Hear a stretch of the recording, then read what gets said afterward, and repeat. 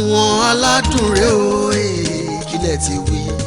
àwọn aládùn ilé olóyin mọ́mọ́ ilé tó gbayì tó tún rẹwà bàbá màmá bèbí bọ̀bọ̀ ṣẹ́ṣẹ́ṣẹ́ṣẹ́ bò ẹ dákun ẹ fi kalẹ̀ sí àwọn aládùn rẹ o.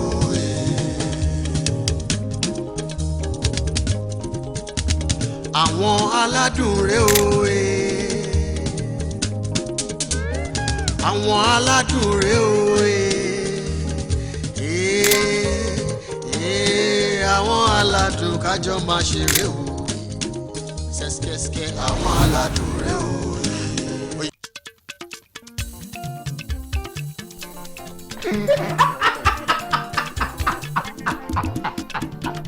ẹ wà búrò káyọ̀dé.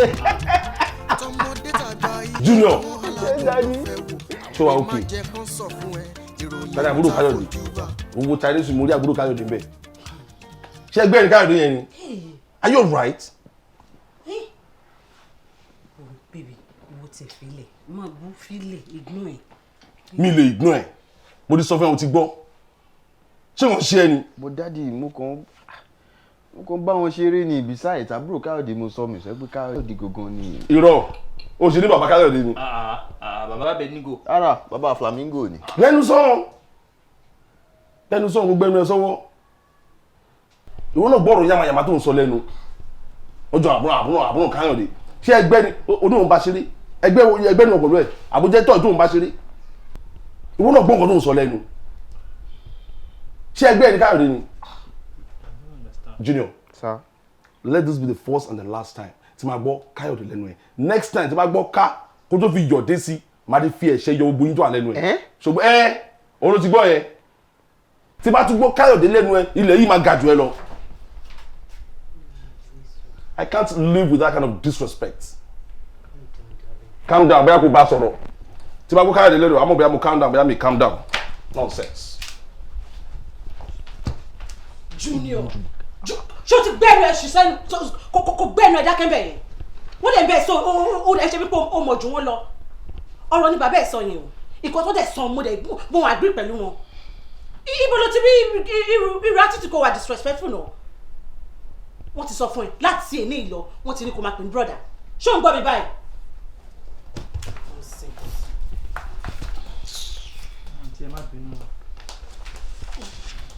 Àbùtùn ayélu ṣé ìwọ náà fẹ́ kí n máa pè é ní Káyọ̀dé jọ ṣé broda ni first name ẹ tí the other way round vice versa. Abẹ́tà kò tẹ̀lé dáàdì lọ sókè kó lọ bí wọn. Dani. tọmọdé tàgbà ilé àwọn aládùn ló fẹ́ wọ́n ní gẹ́gẹ́ wa. ṣe má jẹ́ kán sọ fún ẹ ìròyìn ò tá fojú bá.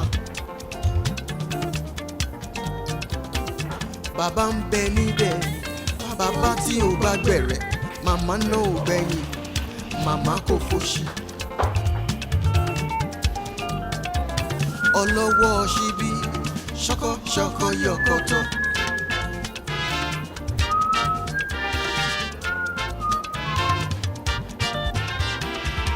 àrólé náà ò gbẹ̀yìn ojú ní ọ̀pọ̀ ọlọ́pọlọ pípé bàbá rẹ̀ lọ́jọ́. jùmọ̀kẹ́ ajúmíjúmi bèbí ẹlẹ́yinjú ẹ̀kẹ́. Junior ṣé o ní pé bó ṣe ń súfèé yẹn wò ń distract mi ni ṣé àní pé mo ń kàwé. Guy, I know you're with you to talk. o kò move kiri látàárọ̀ kò sí nǹkan tó ń ṣe ò ń súfèé ò ń distract me now. Guy, na my room be this. See that picture? And be that. So if you don't like see that door they open way. If you just use them, she ain't staying.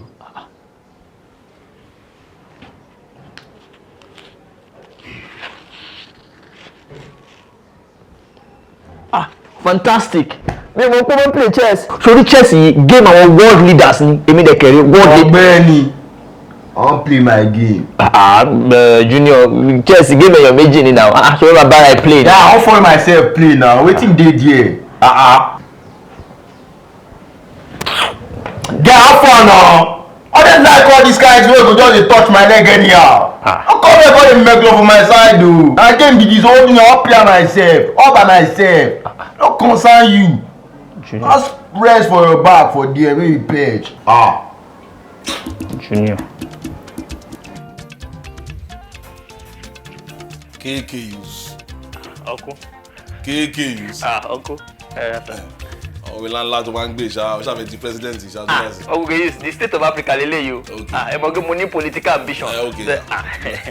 Wow. Yeah, sir. Bẹ̀lẹ̀, màá má bínú sí àbúrò ẹ̀kọ́ tó ṣẹlẹ̀ lẹ́kọ̀ọ́. Inú mi dẹ̀ dùn pé wọn náà understand pé ọmọdé ló ń ṣe. Ṣó ti ń respect ẹ̀? Àwọn ọ̀rọ̀ tẹ́ ń sọ ṣó ti ń show. Uncle, with due respect, sir. Junior bàjẹ́ díẹ̀. Ẹ lè imagine pé kò tí ì bá mi sọ̀rọ̀ látàárọ̀. Màá tún gbìyànjú láti bá sọ̀rọ̀ tó bá máa jàjà dá mi lóhùn báyìí. Òyìnbó ni English ṣáà ló máa sọ fúra. Kò yé mi o. Ọgbọ́n tó fẹ́ fi respect ẹ̀ ní ló ń dá yẹn. Sweetheart, mo ṣe ń bẹ káyọ̀dé kó má bínú ẹ̀kan. Ó mọ̀ kó ló sọ fún mi. Ó ní Junior bá ń sọ̀rọ̀ látàárọ̀. In fact, tí Junior bá wà forced láti bá sọ̀rọ̀, ó ní English ló máa ń sọ sí. Ìbò yẹn pọ̀. Ọ̀pọ̀lọpọ̀ fọmọ tó ń sọ yìí. Ọgbọ́n tó ní fi pè ń brọ̀dá ló dá yẹn o. Ní àdé sọ fún pé ilé ayé ló dé bá mi.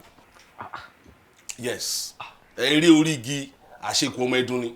Èmi á sọ fún, máa fi lé iṣu. Káyọ̀dé, èmi máa rán kó wá báyìí. Okay, sir. Okay, o máa sọ wọn kan tó máa ṣe fún. In the course of your talking, yes, sir. tó bá ti show any sign of respect, ìwọ kò máa wo ní tiẹ̀. Fi dá mi. Kò sí problem, sir. Kò sí problem, sir. Ẹ wo ẹni sùúrù o. Ṣé kò ń ṣe pé ẹ̀yin méjèèjì ń try láti plan coup for ọmọ mi báyìí? Ìwọ ni kò gbọ́ máa sọ̀rọ̀. KKUs. Uncle. Ṣé wọn náà wá ń ṣe bẹ́ẹ̀ ni? Uncle kò ṣe pé tẹ bá insist ṣá. Eléyìí ń ṣe ti abúlé tí ẹ̀gbọ́n mi máa ń rọkún yín gùn. Ẹ jẹ́ káwa náà try ẹ jẹ́ ká try ẹ. Ìwọ ló dé tó ń wò báyìí. Nǹkan tí mo rán ẹ kọ́. You didn't tell me anything. Bàbá ẹ̀ ló ń bá sóyìnbó yẹn o. I know now. Kò ṣe ní sóyìnbó. Tí ó bá sóyìnbó báwo ló ṣe fẹ́ ṣòpé owó tí mo rán lọ sí school pé ó ṣiṣẹ́. Àbí náà. Sórí orí ẹ tí ò pé yẹn tí bá jẹ́de tí mo handle ẹ ó máa pé wá kíákíá ni. Kí ló máa ń ṣe ẹ náà? Fọláṣadé, as the head of this family, as the head of this house, mo pa láṣẹ láti èmi lọ ẹnikẹ́ni ò gbọdọ̀ fún Junior ló ń jẹnu lé mọ́. Yes. Kí ni ha?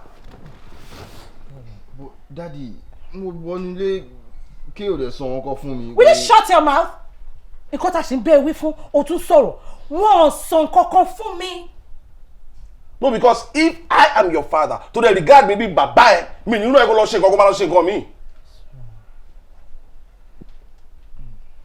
Anyway, ṣá kò sí wàhálà. Mommy, bá ṣe jẹ́ ẹ jẹ́ ká go by what Daddy just said. Pé akẹ́dẹ̀ má fún mi lóúnjẹ ọ̀kan mọ́. Kò sí wàhálà. Tí ìbálẹ̀ ti ń pa mi, màá dẹ̀ bọ́ síta máa lọ jalè. Ọlọ́run mi jẹ́. Orúkọ yìí máa bàjẹ́ báyẹn. Ẹ gbà mí. Ṣé ń gbọ́rọ̀? Kí ló dé? Kí ló sọ tí kì í ṣe nǹkan tó yẹ kó sọ? Ó náà máa lọ jalè.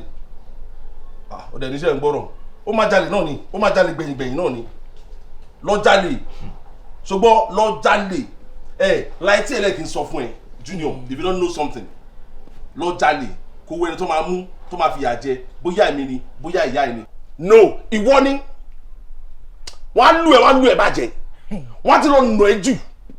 Sori tó bá ní lock tó àwọn ọlọ́pàá adé kó tó dáná sọ ẹ́ àwọn ọlọ́pàá á tún gbé ẹ wọ́n á tún sọ ẹ́ sẹ́wọ̀n wọ́n á yẹ tó á bẹ̀rẹ̀ àjẹkún ìyà nínú ẹ̀wọ̀n mẹ́ẹ̀ gbogbo ìyà yẹn ta ló fẹ́ jẹ me your mom it's you ìyà tí ọmọ aláìgbọràn máa ń jẹ nìyẹn.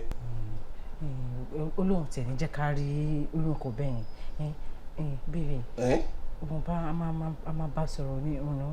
No, now come on, Fọláṣadé. Ọlọ́run ṣe ní jẹ́ ká rí, Ọlọ́run máa jẹ́ ká rí. Tó bá lọ jalè, Ọlọ́run máa jẹ́ ká rí pé wọ́n máa nà. Wọ́n á nà, wọ́n á ti lọ nà jù. Wọ́n máa nà bàjẹ́, wọ́n á nù ẹ̀ bàjẹ́. Èmi sọ fún ẹ, ìwọ fẹ́ borúkọ mi jẹ́. O gbọ́dọ̀ fẹ́ borúkọ mi jẹ́. Listen and listen good. I have built my name over the years. Ọmọkọ́mọ kan láti ìran kí ìran kan lè wá sọ pé ó fẹ́ bà orúkọ tèmi jẹ́. Whatever you build for yourself ló máa bàjẹ́. Tó bá ṣe rere, o build orúkọ ẹ. Tó bá ṣe búburú, o bà orúkọ tiẹ̀ jẹ́. Not my own name. Every man for himself. So, Bami, ẹlẹ́rù ló máa ń gbẹ́rù ẹ̀ níbi tó bá ti gbúwo. Talk to your son kó lọ jalè, I'm waiting. Tó bá dé jalè yẹn, ó máa kókò nulẹ̀. Àwọn aládùn kájọ máa ṣeré o. Sẹ́sikẹ́sikẹ́ àwọn aládùn rẹ o. Tọmọdé tàgbà ilé àwọn aládùn. Káyọ̀dé. Àwẹ̀ má jẹ́ kán sọ fún ẹ ìròyìn o. Káyọ̀dé. Mo ń bọ̀ sà. Daddy. Níbo lẹ ń lọ? Níbo ló rán wa? Mi ò mọ̀ mo kàn rí tí everybody múra náà mo ṣe wí pé ìwọ ká pàbó lẹ ń lọ. Daddy ló ń gbé everybody jáde. Mọ́mí àti ẹ̀yin náà. Bẹ́ẹ̀ni o. Ẹ jẹ́ kémi náà lọ wọ ṣòkòtò mú lè àti bàtà kí ṣe. Mami. Ṣé lè tó wọ̀ yìí ìyá ni? Ara já máa lọ báyìí. Wá padà síbẹ̀. Níbo ló lọ? Mo ní pé kí n tẹ̀lé yín lọ síbi. O wojú àwọn tó wà níbí ni. Ojú àwọn tó fẹ́ jalè ló wà níbí. Ojú àwọn tó fẹ́ barúkọ family yìí jẹ́ ló ń jáde. So àwọn tó fẹ́ jalè, àwọn tó fẹ́ barúkọ family jẹ́, àwọn yẹn máa wà nílé. You understand? Káyọ̀dé. Sà, ẹ má bínú sà, mo ní kí n sáré ṣe gbogbo. Dákẹ́, listen, UPS yẹn, wàá disconnect everything. Wàá gbé wọlé lọ. Wàá lọ sí the generator. Wàá yọ key generator, wàá pack gbogbo cable yẹn. Everything. Wàá yọ card meter. Wàá tilẹ̀kùn kitchen. Kó kó gbogbo kíní sínú store, kó dẹ̀ tilẹ̀kùn store. Àtilẹ̀kùn kitchen, àtilẹ̀kùn store, àtilẹ̀kùn àti key ti gate. Mo ń dúró dé enter. Okay sir. Àwọn bá mi sìn. All right sir. So ìwọ, ó dánú lẹ̀. O lè tó fẹ́ jà yẹn, wàá jà o. Orúkọ mi tó fẹ́ bàjẹ́ yẹn, Junior wàá bàjẹ́. Jùmọ̀kẹ́. Láti sí lọ bó ṣe wà nìyẹn, baby, let's go. Mọ́mí. Ọkọ mi ti pàṣẹ. Carry everything. Gbogbo tí mo sọ fún ẹ ní kó tilẹ̀ wò. Pẹ̀lẹ́.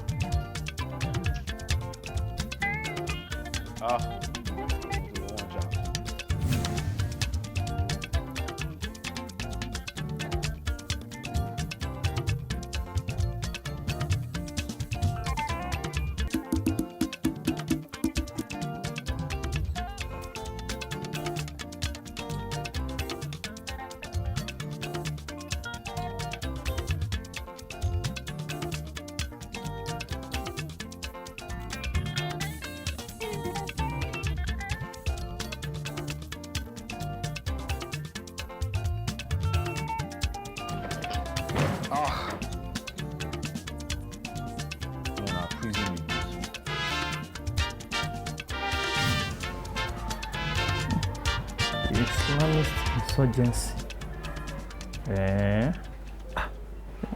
Bóyá ìṣẹ̀lẹ̀ ní Egypt náà nìyẹn, and also in Syria alone.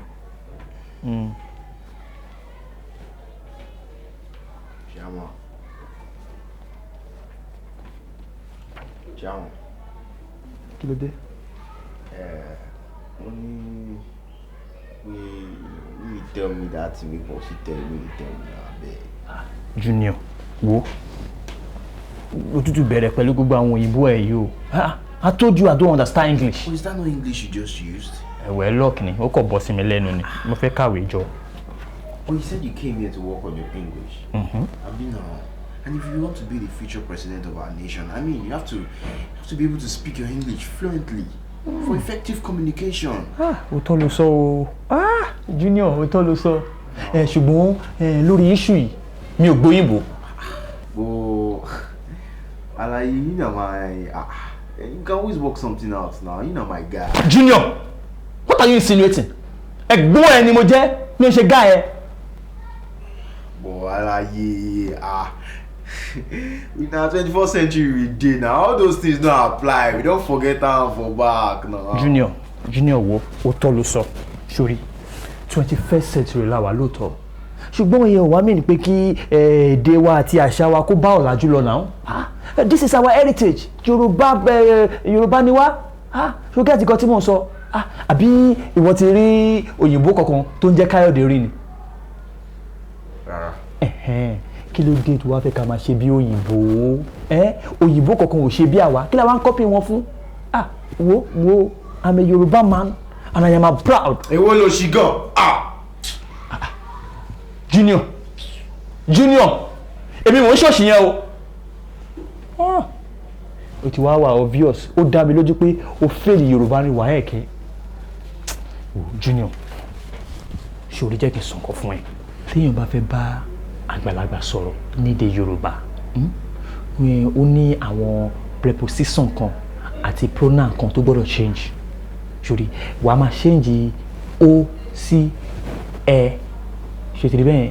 Then wàá máa lo yín nínú gbogbo àwọn ọ̀rọ̀ rẹ. Fún àpẹẹrẹ, máa gbọ́, èmi sì bí mo ṣe wà yìí, ẹ̀gbọ́n ni mo jẹ́ sí ẹ. Tó bá fẹ́ bá mi sọ̀rọ̀, bó ṣe máa sọ̀rọ̀ lélẹ̀. Dádì ní kí ẹ sàn kan fún mi. Ṣorí pé mo lo kí ẹ yẹn ló wà pronounced. Bó ṣe máa rí nìyẹn. Wo jẹ́ kí n sàn kan fún ẹ. Pọ́n mi lé lẹ́gbọ́n yẹn mi sí o. Tó bá pọ́n mi lé, màá yẹ ẹ. Kóòtù ìdààmú ọ̀gbẹ́ni. Junior, wàá lo ẹni. Àwọn aládùn kájọ máa ṣeré o. Sẹ́sikẹ́sikẹ́ àwọn aládùn rẹ o. Ṣé kí n bẹ̀rẹ̀ sí sàbẹ̀? Bẹ́ẹ̀ni. lórí a máa dúró de ọmọ. Bọ̀ ẹ jẹ́ ká máa jẹ lákàn máa yọ tiẹ̀ sọ́tọ̀ ni. Mo ní irọ́ pé a máa dúró de. I want us to eat as a big happy family. Uncle wa right. Ó yẹ ká dúró de ìgbìmọ̀ Kò sí wàhálà dé. Ọ̀rọ̀ máa sẹ́rẹ̀ lọ́dọ̀ ọmọ náà lóde. Ẹ̀rìn kí á máa dà mí náà. Now, ká jẹ kínní. Ẹ má bínú. Ẹ pé mo dúró dè o. Pẹ̀lẹ́. Junior. Sá? Ó yẹ wá sáré lọ ra petrol wa. Mi fẹ́ kí pèsè yẹn múná lọ. Kò sí bọ́ọ̀mù epo wà ní generator. Wàhálà sílẹ̀. Mo mí pé full tank lá ní adẹ̀ tún ní extra keg. Wàhálà mo fẹ́ kó rà sílẹ̀. Mo fẹ́ kó wà nílẹ̀. Well, that's not the problem. Actually, Kayode is in charge of fuel. Káyọ̀dé àbí? Yes. Okay. Mi mọ̀ nǹkan tí mò ń ṣe nìyẹn. Oh, Mi mọ̀ nǹkan tí mò ń ṣe nìyẹn àbí? no, I just mean. Mo ní kó lọ ra petrol wa. Ó fẹ́ lọ àbí? No, máa lọ, kò sí problem, máa lọ. Tó bá lọ lójú kò. Ẹ fún mi tèmi kémi máa jẹ. Kò sá lọ sí anywhere. Chicken yẹn ò nẹ́sẹ̀ mọ́. Wá sáré lọ, á dúró díẹ̀, wá bá tiẹ̀. Mo kàn mí kí n mo lè máa yá jẹ́ street. Mo mí pé o lè máa jẹ ní street pé wàá bá tiẹ̀ tó bá dé. Junior. Ó yá sáré lọ. Mo need service. Sáré lọ kó gbajú lọ́wọ́ mi jọ. Yà. Sáré lọ kó tètè dé. Pẹ̀lẹ́.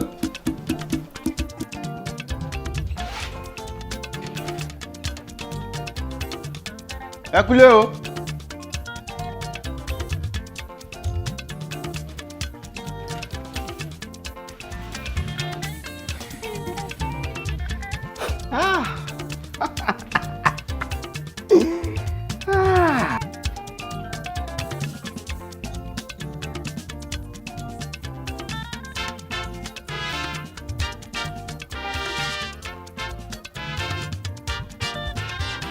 Daddy!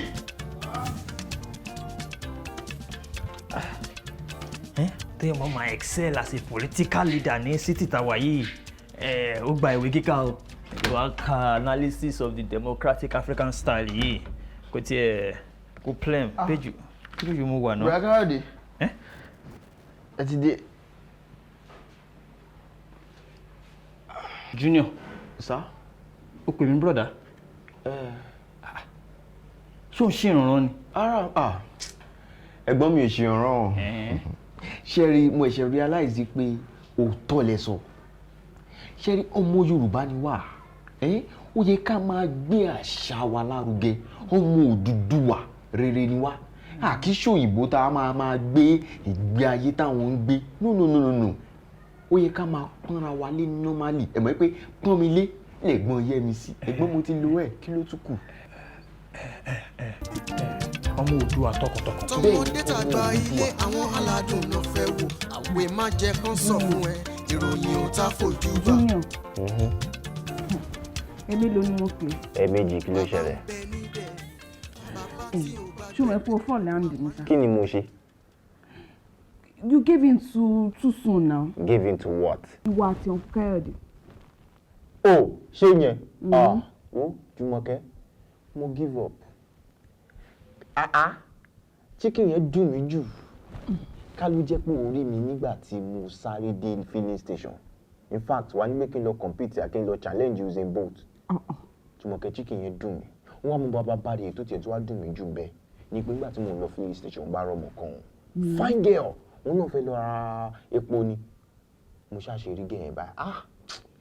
Chicken yẹn wà lọ́kàn mi mo lè dúró mọ́ mo ìbẹ̀rẹ̀ sí sáré bọ̀ nìyẹn. Ìgbà tí mo délé ẹ ti jẹ chicken tán. Nọ́mbà ọmọ mi ò rí gbà. Chicken mi ò rí jẹ. Wo mi ò ṣàgídí mọ́. Wo o dẹ̀ mọ̀ pé Yorùbá ní máa ní pé ẹni tí ò bá ní jẹ́ kéèyàn jẹun ẹ̀yìn akúkú kó tiẹ̀ sọ́wọ́. O dẹ̀ mọ̀ pé Bùrà Káyọ̀dé wọ́n kú jú mi lọ normally. So máa kú lè bọ̀wọ̀ fágbà ọmọ Yorùbá ni mí. Kò sí wàhálà mi ò ṣàgídí mọ́ o. Junior. Mo dẹ̀ ní nǹkan tí mo fẹ́ sọ fún ọ. Kí ni ẹ? Ṣòrí mo ní one very nice package fún ẹ. Package? Ṣòrí agídí tó ń ṣe yẹn gan wà á continue láti máa ṣe o.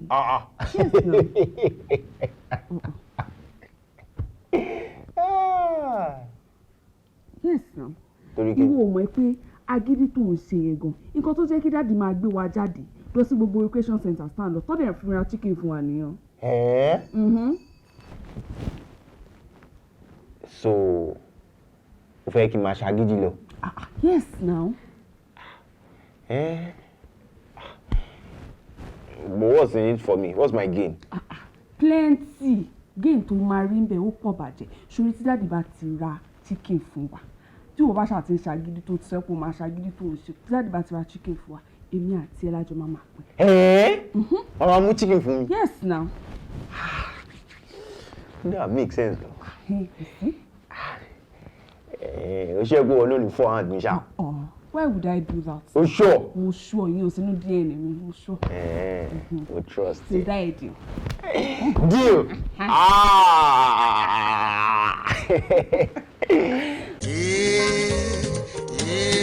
Àwọn aládùn kájọ máa ṣeré o. Ṣẹ́ṣkẹ́ṣkẹ́ àwọn aládùn rẹ o. Tọmọdé tàgbà ilé àwọn aládùn ló fẹ́ wò. Àwẹ̀ má jẹ́ kán sọ fún ẹ ìròyìn ò tá fojú bá. One moment. Hello. Jumi. I have a purple dragon. Elebado.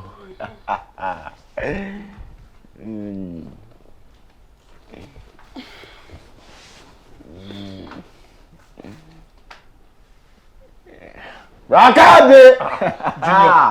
Ẹ̀gbọ́n mi tó sure. Junior. Ẹ̀gbọ́n mi tó sure. Junior. Àbúrò mi tó ṣáná. Catastrophe kata. Èmi nìyẹn. Ó máa mú ẹ lọ sábúlé. Àmì lọ. Problem. Jumi, the master planner. Ṣé kò sí o? Òjìlẹ̀ ọ̀rọ̀ wa kó má bàa sí.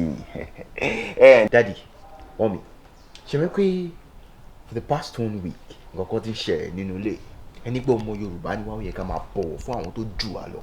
So in view of that ẹ mọ̀ pé Bùrà Káyọ̀dé bó ìwà yìí bó ṣe jẹ́ ẹ̀gbọ́n mi tó yẹ pé ẹ̀gbọ́n náà lọ́wọ́ wọn á jẹ́ fún mi títí láíláíláí. Bùrà Káyọ̀dé Junior. ẹ̀gbọ́n náà yìí. So ó yẹ kí Jùmọ̀kẹ́ náà kó máa pè mí ní brother. What? No daddy mi ò lè pe Junior ní brother láí kò yẹ o. Ó yẹ. Mi ò lè pe kò yẹ. Àló yẹ kó máa pè mí ó yẹ. Láí. Silence. Ó yẹ kí ló yẹ kí ni ó yẹ. Jùmọ̀kẹ́. Yes daddy. Ẹ̀gbọ́n ẹni Junior jẹ́. So accord him his due respect, no matter how little, please. That's fine now. Thank you.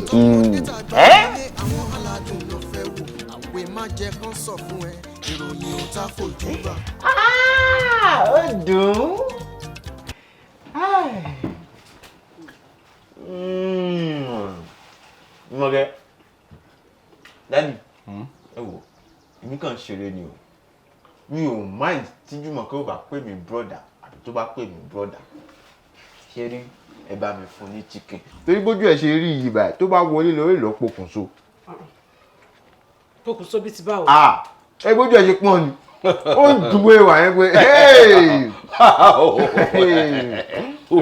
mo mọ̀ ṣe fún ni torí ó fẹ́ manipulate mi lẹ́ẹ̀kan yẹn. Ó fẹ́ jẹ ojú mi gidi. But anyway, Jùmọ̀kẹ́ na my person now. Jimmy, ẹ jẹ́ bá ń fún chicken. Èmi ò báyìí tó bá pè mí brother.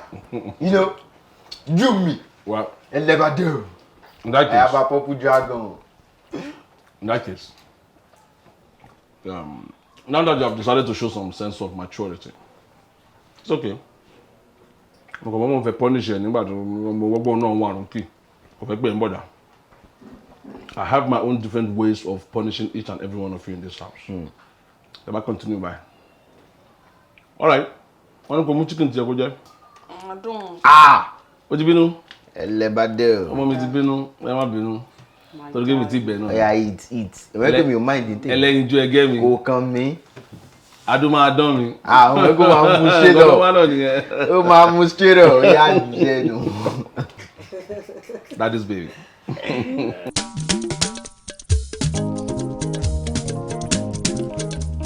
Àwọn aládùn rẹ̀ o, kílẹ̀ ti wí. Àwọn aládùn. Ilé olóyin mọ́mọ́, ilé tó gbayì, tó tún rẹwà, bàbá màmá bèbí bọ̀bọ̀ sẹ́sẹ́sẹ́sẹ́ bò. Ẹ dákun ẹ fi kalẹ̀ sí àwọn aládùn rẹ̀ òwe.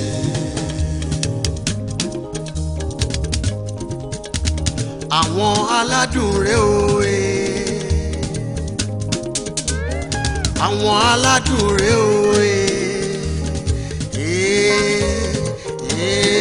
Àwọn